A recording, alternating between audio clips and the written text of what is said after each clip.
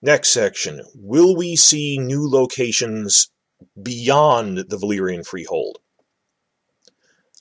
Will we see the Summer Isles and Yeti? Well, characters from these regions do appear and are main cast members.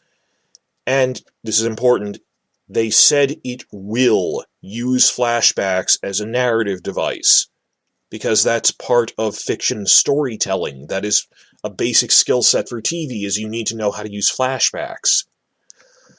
So, given that, they could very easily have a flashback to E.T. The main character, the POV character who was sold as a slave from E.T. could remember what E.T. was like in a flashback scene.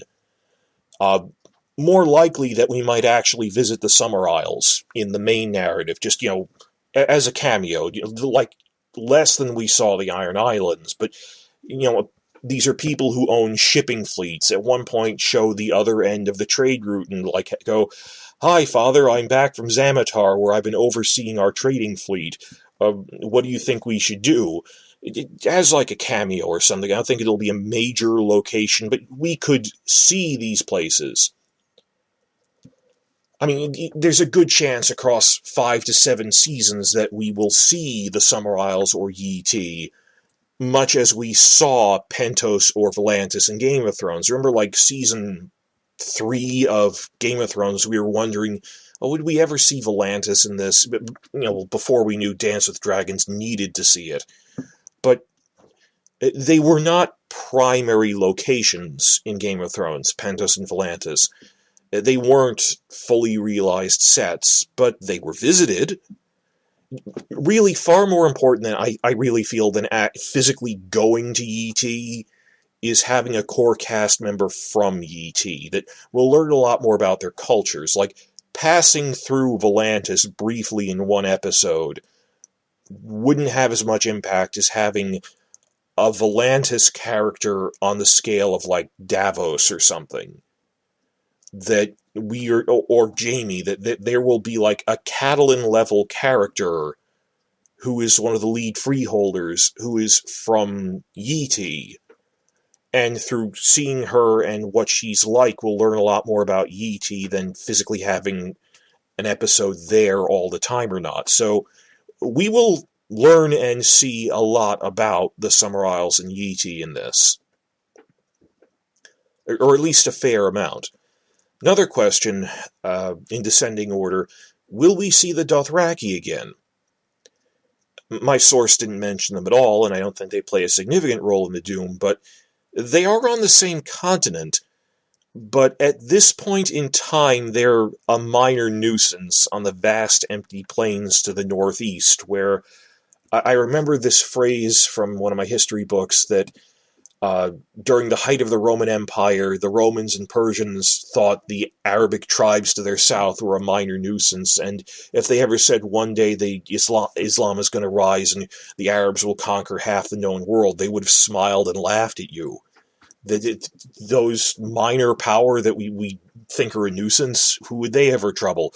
The Dothraki right now are just these minor horse bandits to them. And they haven't expanded yet. This is like the Mongols before Genghis Khan, the Chinese going, you mean the horse guys? Those little minor bands to our wastelands to the north? Still, they are on the same continent, and in the Doom of Valyria's chaotic aftermath, the Century of Blood, that was the Dothraki's great era of expansion and conquest. Like, the Dothraki chapter of World of Ice and Fire talks a lot about this. This is artwork from there. This is them destroying Sardor. The Doom came to Sardor in its own way. So, if you think about it, the Dothraki really wouldn't be prominent in, Season 1 of this. But they might be quite prominent in the final TV season if they show the Doom's aftermath. On top of this, Elio and Linda have, in their own YouTube channel, have openly speculated, the Century of Blood might make a good anthology format TV show.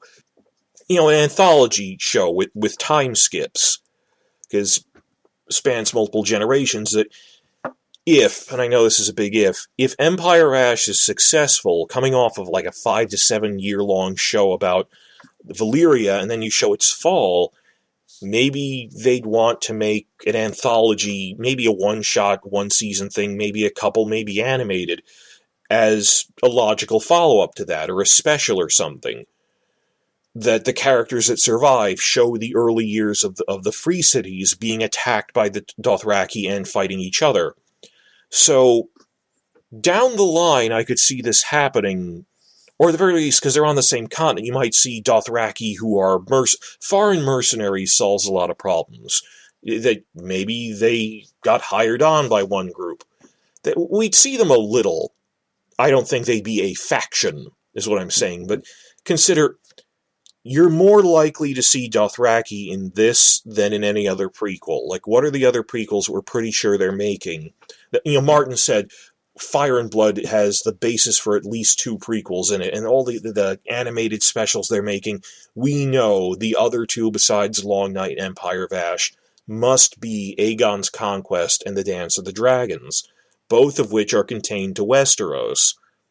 So, would Long Night have Dothraki in it? I seriously doubt it. Because we don't even know if it'll show Essos in the Eastern Continent. The Dothraki weren't living in the Dothraki Sea 8,000 years ago. They migrated much later than that. They migrated long after the Long Night had ended. So, their culture didn't exist yet, much as the Valyrians didn't exist yet. So, even compared to the other prequels like Dance of the Dragons, I wouldn't expect to see a Dothraki in. So if you're a fan of the Dothraki and their language, they would be pretty prominent at the very end. But walk before you can run. Let's see season 1 of this show get off the ground. I think that the Dothraki are popular enough that they'd pop up again in some capacity. Will we see Westeros again? Well, we will see Dragonstone. And that isn't my speculation, I was directly told this. Dragonstone is an on-screen location. In what specific capacity, I'm not sure. Because they also said the 2 axes around which the show revolves are, like King's Landing and Winterfell, they have Valyria and Xanatar. Didn't mention Dragonstone in that. And it ties into, well, when exactly do we see the Targaryens? And they did say Aenar Targaryen and his daughter Daenerys the Dreamer are in it, but they're not as important right away. And does this mean they're not in Season 1? I think they'd be in Season 1, but it sounded like late Season 1, or like, I think they more meant it was they're minor characters at the beginning, but they grow in prominence later, because we know they're important. But we already knew that the Targaryens are not an important Dragon Lord family. They're like a minor member. So that might be what they meant by that. It logically wouldn't be one of the big movers and shakers of the Freehold. They're like the Bear Island and House Mormont of the Freehold. Well, yeah, they're lordly, but they're not really important. So, I really, on the other hand, will say I don't think it's just going to be a 5-minute cameo in the final season. I felt like we'd see this a bit in Season 1, maybe more in Season 2, but I got the impression it would still be relatively soon. Just, we knew it's not as important as Valyria itself when the story starts. I think that's obvious. But these are just natural assumptions I'm going through. I mean, remember, Dragonstone was a tiny border outpost for trading with the barbarian Seven Kingdoms at the fringes of the Valyrian Freehold. This was like Hadrian's Wall, a fort on Hadrian's Wall compared to Rome. I mean, I'm pretty sure we're going to see it again, particularly because of the amount of budget and construction time that they put into building all of those new Dragonstone sets in Season 7 of Game of Thrones. That huge new throne room set carved out of the rock, and a lot of location shoot setups they made in Spain. But this is all just what I would have done. It's logical that looking at the list of things you need to make into prequels, Aegon's Conquest and Dance of the Dragons are almost assuredly the other 2 ideas. All of these would need to use Dragonstone as a major recurring set. Like, you really wouldn't need to build Casterly Rock as a fully realized set compared to Dragonstone. So many more scenes are set there. In those 2 and in Empire of Ash, so it made sense that they would build this out with an eye towards reusing it in prequels. I'm fine with that. But it isn't going to be a cameo at the end of the show. I was told we will see Dragonstone. It is a setting. And the way it was phrased, I thought it'll grow in importance as the seasons pass. Now, what is Westeros physically like during this time period? Well, in principle, that thing does exist, though it's off-screen. Well, the story is set over 400 years before the War of the Five Kings. And that's a bit longer ago than Aegon's conquest and the Dance of the Dragons, but still doesn't run into the problems that you have in the Long Night prequel. That, compared to Long Night, most of the locations and cultures we're familiar with from Game of Thrones physically exist. Winterfell, Riverrun, the Twins was built 600 years ago, so yeah, the Twins from House Frey would be in there. Not that you would show these, but you plausibly could. The Wall and Castle Black exist during all three of the other prequels, but not when Long Night begins. The one major exception is that King's Landing doesn't exist yet. It was built as a result of the Targaryen conquest, and even in Aegon's Conquest prequel TV show, you could tout, well, you will see it being built in the foundation set. I mean, the site of Aegon's Landing is King's Landing. You'll see his stockade there in, like, their first season when they get around to making that. So, this is, compared to those other two, King's Landing would never be in it.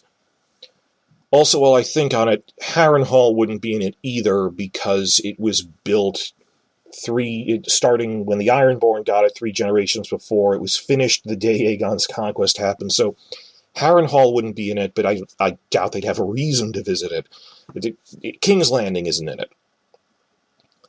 But all the other things, like Winterfell, Riverrun, Casterly Rock, all these places exist, including the other 4 major cities, port cities that people might plausibly visit, particularly Old Town, which we saw on screen a little bit. It's obviously more important in the books, with a lot more chapters set there. Headquarters of the Order of Maesters, which people would have reasons to visit for knowledge, and at this time, headquarters of the Faith of the Seven. Westeros isn't as urbanized as the Free Cities, so there's only 5 settlements big enough to be called cities. In descending order: King's Landing, Old Town, Lannisport, Gulltown, and White Harbor. And a lot of these I didn't even visit in the show, but just ticking off the list of what physically exists, White Harbor is the youngest of these after King's Landing, and it would also exist in this time period. That the Manderleys it used to be a border fort, the Wolf's Den. The Manderleys built it into White Harbor, a tiny city, about 1,000 years ago. So 400 years ago, even White Harbor would exist. So in terms of, I doubt people have a reason to visit it, that I could see a character as a cameo visiting Old Town or something to meet with the Maesters or something. Maybe. Just to go, oh look, it's Westeros. What is the political landscape of Westeros during this time period? Well, this is before their unification. It's back when they were 7 kingdoms, 7 independent kingdoms. And specifically, in the time right before the Doom of Valyria, the Storm Kings of House Durrandon, who were the maternal ancestors of the Baratheons, they ruled the Stormlands, they ruled almost half of southern Westeros. That the Stormlands conquered the Riverlands about 300 years before the Doom of Valyria. And they didn't just control the Stormlands and the Riverlands, they were also chipping away at all of their neighboring kingdoms. They said they used to rule a lot more of the Dornish Marches, they used to rule a lot more of the lordships that are now in the eastern parts of the Reach, but they overexpanded and now faced enemies on every side, and their hold was crumbling. It's like the board game Risk when you fight a land war in Asia, that they conquered almost half of the south. They controlled a lot of the population, but it wasn't defensible. And this is loosely comparable to the Holy Roman Empire, in my mind. It's this headcanon thing I have. Well, some of the kingdoms are inspired by real-life kingdoms. The Reach is heavily inspired by France. Dorne is heavily inspired by medieval Spain. Well, Stormlands don't have as clear of an analog, but if you think about it, they're kind of like Germany, if anything, in that they're heavily forested. And World of Ice and Fire, we found out that they had overexpanded and conquered vast parts of their neighbors, but it was difficult to defend, which is really just like the Holy Roman Empire, that they were fighting on every front, that they ruled a lot of southern France, but it was difficult to hold on to, that Italy, all the wars in Italy, where the Holy Roman Empire was trying to absorb Italy, and they got into so many wars over that. Fighting in the east with Poland and in Austria, that they'd overexpanded in every direction, and there weren't any natural boundaries, and I just see it as sort of their version of that. It's not a fair comparison, but I see the parallels, but we're not too sure on the timeline, but we do know that about 40 to 50 years after the Doom, the Ironborn will conquer the Riverlands from the Storm Kings, so that it's ruled by Harren the Black at the time of the conquest, and how much longer ago did his grandfather take it? I don't know, 40 to 50 years? Probably less than 100. I don't see the Ironborn taking it, but when the Doom happens, you're at the cusp of seeing the Durrandon super kingdom falling apart. That they're at their maximum extent, but they're just about to collapse. And you might even hear mention of we're having increasing problems with the Ironborn, testing our strength, that we know in like 2 generations they're going to conquer half of their kingdom from them. We might not mention them at all. I'm just saying what physically exists during this time period. I like the parallel of, just as Valyria is at its maximum extent and about to fall, this pseudo-Holy Roman Empire centered around the Stormlands is also overextended and at the cusp of its fall in Westeros. But this might have nothing to do with the narrative. We might never see anything beyond Dragonstone, because the great civilizations of the other continents at this time consider Westeros to be an unimportant backwater. Have to emphasize that. This unimportant backwater of squabbling barbarian kingdoms. They are 7 kingdoms. It's like how a Roman in Julius Caesar's time, or during the Punic Wars, the wars against Hannibal even, would think of Britain. Celtic Britain, where there's all these barbarians clubbing each other over the head, speaking Welsh. There's nothing there. And there's actually barbarians between us and them. It's like how pre-Caesar Romans, when they hadn't even conquered Gaul, would think of Britain. That it does not enter into the equation at all. So I really doubt, it wasn't mentioned to me at all, that I doubt we'll see Winterfell or Casterly Rock or even the Wall in Old Town again, except maybe a small cameo or two across 5 to 7 years, mentioned once or twice. Maybe you'll have someone flee to Westeros and join the Night's Watch because they lost everything, or go as mercenaries, or visit Old Town to find some old scrolls in one episode out of 50 to 70. That's nothing. I think that somewhat more likely is that we could see characters from Westeros visiting Essos and Sothorios, that just as in Season 1 of Game of Thrones you had Syrio Forel from the Free Cities in King's Landing, or the Golden Company. Not that the Golden Company exists at this time period, but the Golden Company is a group of mercenaries from Westeros. Oberyn Martell spent some time in the East as a mercenary. That foreign mercenary solves a lot of problems. That maybe you could see a Lannister king visiting Valyria to try to buy Valyrian steel, like Tywin's brother, or not him, but like his brother, not his actual brother at this time, or see a Stark king buying ice from the Ice the Sword, from the Targaryens on Dragonstone. That might be a nice little cameo in one episode. I can see that working. But on the whole, when we're talking about will we see characters and groups from beyond the borders of the Valyrian Freehold, which covers half the known world, we will have main cast members from the Summer Isles and Yeeti, which I think will see cameos of the locations. It's more important to have a character from there as a recurring person. I'd like to think we'll see the Dothraki again. This is the prequel where it's most likely that they'll do something, but not right away. But by the end of it, yeah, they'd be pretty prominent. And Westeros as callbacks, it'd be nice to have a callback on the scale of 7 seasons, but this isn't the Westeros prequel. The entire point of it is that it's the Beyond Westeros prequel, that all the other ones, Dance of the Dragons, Targaryen Conquest, would barely mention, the Free Cities. So that's really where the focus of this is. I think it's funny, it's a port. People who are foreigners come to visit. I personally think it would be fun if we got to see an Ibonese person, the Whaler people, but we shall see. But that's pretty much where I think it stands, and they did tell me there are Summer Islander and ET characters in it.